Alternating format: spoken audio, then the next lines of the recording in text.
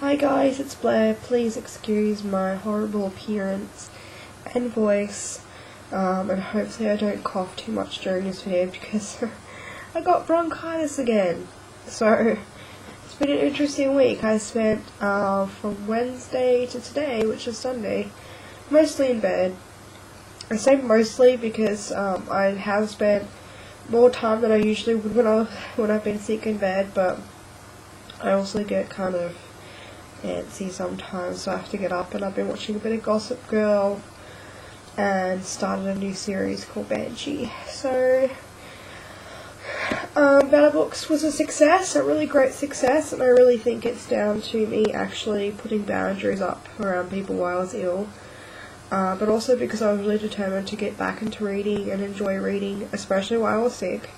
I didn't want to be the kind of person who was like, well, I didn't want to feel like I just wanted to lie there and just do nothing. So I thought it'd be a really good idea to just keep reading even though I had a headache. There were a few times I had to go to sleep because it was too bad. But I'm really proud of myself. I finished the 2 books and another book, and I started 2 other books as well. So for a week, that's a really good success for me. So the first book that I read that I said I was going to finish was Writing from the Inside Out by Dennis Palumbo, Transforming Your Psychological Blocks to Release the Writer Within. I'm going to leave a review, hopefully, of this book on my Goodreads page at some point, and also my Tumblr, which I created a Tumblr, so I'll leave that at some point too if you're interested in this review. I haven't written it up yet, so check that out soon. It was a really, really intense book. I wasn't expecting it to be that intense, but when I did start it, I was expecting it to bring up my shit, and it did. As a writer, it really uncovered a lot of the fears and insecurities that I do have, but it also made me really happy that other people feel the same thing. I think sometimes as a writer, you feel like you are the only one at times, even though it's a little bit neurotic, but I think it's for anything really, any like deep passion that's really done in solitude, or any passion really. There are times when you feel lonely and you feel scared and you feel insecure and you want to quit and you want to self-destruct, and you know, he talked about the long game or the long haul of a writing career, and how, you know, in this time people want instant gratification. They go to classes, you know, they read quick books, you know, how to write a novel in 7 days kind of things. Everybody's really about like sort of getting information quickly and doing things quickly, and that's just society. And I think this book was written a while ago, I believe. It's written in 2000, so that's, you know, 14 years ago. I don't know if this is like in the second edition or whatever, but it's still applicable. Everything he says is deeply applicable, and it really, really resonated with me, a lot of the things he said. I have more quotes than me to write in my Moleskine. Definitely recommend this book if you are a writer, even if you're an artist of any kind. Really check it out. It's so different from any writing book that I have ever read. I kind of felt like sometimes while I was reading it that it was one of those books that you kind of don't need to read any other more writing books in your life, because he kind of sums up everything that I know that I go looking for sometimes when I look for a writing book. Like, I obviously have a large collection of different kinds, so I won't go into too much detail, but definitely check this book out. It's amazing. The stories are insightful. He is really blunt, but also very, in a way, nurturing as well, where he kind of brings everything back around again to say, you know, this is life. If you're a writer, this is life. And really love what you do. Love what you do even when everything is up against you. Still love doing it, because, you know, writing will give back to you in some capacity. So I definitely give this a 5 stars.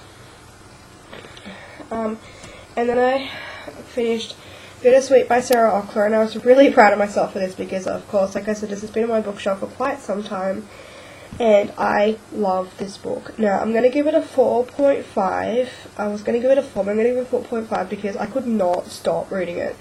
this book made me want to pick up more books. It was just so fast. When I sat down and actually started reading it, I was so surprised that I was getting through so many pages in a day. I think I started at like 80 at the readathon and finished it in like a day and a half or something like that. It was mad, batshit crazy. This centers around a girl called, oh my god, I know her name, Hudson, I don't know. And she works with her mother in their diner, and she loves baking cupcakes, and that is her escape. And I don't know how much it says in the thing, but yeah, okay, sorry. I do have a review for this. I'm very bad at this book because there's so many feels. Anyway, she works in a diner, and you know, her mum is a single mother, and that's not really too shocking. You find out that pretty soon off. Anyway, the main character has these dreams that she kind of got let down with from an early age, and have kind of been haunting her for like most of her life, and she's kind of picked herself up and started again, but they're kind of coming back to haunt her a little bit, and she really unravels during this novel. She starts off as this sort of really crab-like personality. It's like a hermit sort of thing. She has a best friend, but she also doesn't really mingle with other people. And then she spreads herself around too much for some reason that you'll find out when you're reading the book, and she kind of unravels a little bit and learns a lot about herself and how she's acting and how important her dreams are and what dreams matter the most. And I really found this book so good for this period of my life, when it's kind of like one of those books that you pick up where you're going through similar things, because I'm going to school and working on my small business, and I have 2 partners and I have a family, and, you know, all those kind of life issues, and I'm writing, and I'm trying to enter contests and stuff too, and you know how sometimes everything becomes like a lot to deal with, and you're kind of like, okay, which things do I go with first, which things are most important, how do I prioritize? And I kind of admittedly went a little rampaging when things started to actually come really good for me. I started being really busy, too busy for things, and then I got sick. So, and I mean, the main character doesn't get sick here, but she does burn out, and I think that's kind of the point of the book. The point of the book is to show her, you know, starting her life and unraveling it and burning out like we all do, and trying to find what really matters to her in life. And I found that was just really, it really resonated with me, and I think it will with a lot of young adults as well, you know, trying to make choices in their life, choices between family, choices between what they want to do next in their life, what really matters to them, why does it matter to them, what are they going to do to achieve those goals. And it was really painful to read this book as well, because there's a lot of moments there that made me want to cry, because, you know, parents, I don't think parents are depicted as much as important in YA a lot of the time. And it was really great to actually see that that parents had different roles in this book that were really integral. I also want to mention that I love 2 characters, Josh and Bug. If you read this book, Bug is absolutely adorable. Bug is Hudson's younger brother, and the things he says cracked me up. This book made me laugh so many times. It was such a refreshing book, especially considering it was totally what I did not expect to be reading when I read the synopsis of this book. It really doesn't have anything to do with sort of like a cupcake contest or anything like that, which I thought it would be, but that was really refreshing and exciting. So definitely pick up Bittersweet by Sarah Ockler. I'm definitely going to be picking up some of her books that she's already written, and I believe that she has another book out at the moment, so over the next couple of months into the new year, I'm going to start collecting Sarah Ockler's books, because I think she's a fantastic author and she executed this story wonderfully. So this is a 5. And lastly, I finally picked up a book that has been on my shelf for such a long time. I almost didn't pick it up again, and I said, no, Blair, you really need to pick it up because you keep looking at it, you've had it for years, and it's time. It's really time. And that book is Past Perfect, and it says He Loves Me Not by Lila Sales. This book is about a main character who goes to work in a reenactment village, I guess you can say, for her summer. She already works with her parents there most of the time, but she goes there for her summer to earn some money, and she goes there with her friend. I just want to point out that the cover has literally nothing to do with the book at all. I don't know why they chose this cover, except that it really got my attention enough to want to buy it. And the synopsis on the inside cover is literally, like, I don't think it even does it justice. It sounds like a very cutesy kind of contemporary, and the cover depicts it too. Not that it isn't a cute contemporary, but it's very dark as well. I wouldn't say Ellen Hopkins dark. It just has some really hard-hitting changes in the character, and I think that's really important. And I must say that most of this book, the main character, Chelsea, really had me downhearted with her personality. She has a very sassy personality, but she's very heartbroken after breaking up with her boyfriend.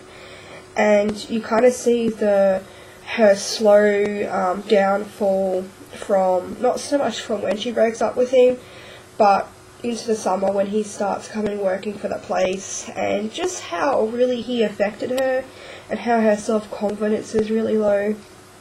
I do appreciate that really it does lift up during the novel, and you do find out that she's changed, but there's some really horrific things that happen to these characters. It really makes me glad that I'm not in high school anymore. I must say that I have friends that don't treat me like a lot of the people in this book treated Chelsea, and I'm really glad for that, because if they did, I would probably deck them as well. But it did make for a really enjoyable and sort of, that sounds horrible, but did make for a very dramatic read. I did love the setting. The setting was a character in itself. I melted into the story's atmosphere. I melted into the setting. It was almost like I was there in the summertime. It's winter over here, it's cold, I'm sick. It was such a refreshing, sort of uplifting atmosphere, really. And the other characters that bounced around it, her parents again. I'm so glad that there was parents in this book that actually gave a shit about their daughter. And although sometimes that was questionable, but the parents made me laugh. They're like regular parents. They have their ups and downs, flaws, and pros. There's love interests as well. I think that the love interests in this book were really realistic as well. They weren't OTT. It wasn't like, oh my god, swoon, let's get married kind of thing. It was very slow burning and just real to me, I guess. And I found that the other characters worked really well with each other. The aspect of war in the novel was explored really well, and I really enjoyed this quote. I'm going to try and read it out for you guys, so please excuse me if I cough. But it says, Fiona didn't accept this, since she usually is trying to make out with every cute person's face. She pressed on. You two are from different times and different worlds. It wouldn't work. I love the play on the two different world aspects, because it's their, it's not too much of a spoiler, but they have two reenactment villages on opposite sides of the roads, and they're against each other. So you kind of find out that they're against each other, and it's sort of two people coming together from opposite sides of the world and different sides of history, and it's a merging of, the now and the past, and trying to move on and trying to grow and staying stuck and not knowing where to go, and it was just a really great novel. I definitely recommend it. It's definitely worth the read. If you are going to get annoyed by sort of sob stories, be wary. It is a bit of a, cliche in some ways, but for the overall story and the different take on that two different sides of the track kind of story, it was definitely worth the read. And I am so glad I read it. I'm so glad that it's off, not so much it's off my shelf, but I'm glad I read it and I really enjoyed it. And I'm probably going to give this I'll give it a 4.5 too, because there were some parts that shitted me off about the character, but mostly I did enjoy it. So that's my Bout of Books wrap up. I have 2 books that I'm going to show you that I started, and 1 book that I've already been reading for quite some time. that I would hope that this week I would like to get reading. So I'm going to hold myself accountable to at least finish one of these books this week, if not two. So the book that I started today, which I'm really excited about because I want to get back to it soon, is Raising Demons Hex Hall by Rachel Hawkins. I decided to read something that was kind of contemporary. Contemporary, but also supernatural. Sorry guys. And I'm really glad I picked up this book because I've already started reading it and it's really good. Woo! Can I breathe? Yes, I can. Sorry. I'm going to get through these really quickly. The next book that I am going to read, that I've been reading for a while, is Through the Evan Up by Veronica Rossi. Oh my god, I sound really weird now. And like I said, I've been reading for this for quite some time. And I've got that much through, but I really want to read it this week and finish it because I would like to buy the next book when I get paid. I sound like I've been sniffing helium or something, like sniffing it up. But I really love this book. I've been reading it for a while because I just like savouring it. I love taking it in, and it's just brilliant. I love it so much, so much. And then lastly, I started a library book. It's called Frozen by Melissa Dela Cruz and Michael Johnston. I started it, and I'm about 70 pages into it. I enjoyed it, but at the moment I'm finding it a bit hard to get through when I have a headache because it's pretty intense and it's dealing with dark issues, and my brain was like, I can't handle this shit right now, I just can't. So I decided that I was going to put it down, but I'm going to pick it up this week. So that is my interpretation of some kind of clown, but hopefully you enjoyed this video. Hopefully my voice didn't annoy you too much, and I will see you guys time soon. I hope you had a great, happy reading week, and I'll talk to you later. Goodbye.